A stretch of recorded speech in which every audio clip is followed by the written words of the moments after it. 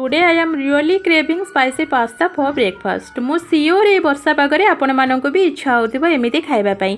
एई 10 टंकिया पैकेट रे पेट पुरु कि न पुरु किंतु मनटा पूरा भरी जाए। तो या लगी प्रथमे पानी रे तेल लुण पकई पास्ता को सिझेई दबा।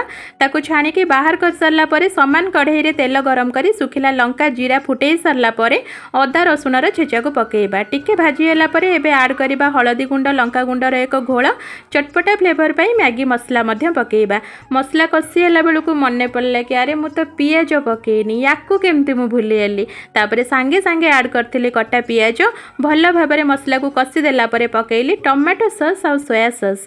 एबे सब को भलसे मिसई देला परे सिझा पास्ता को पकई गोले देली। बस तापर आमर रेडी हो गला टेस्टी टेस्टी सुखा पास्ता।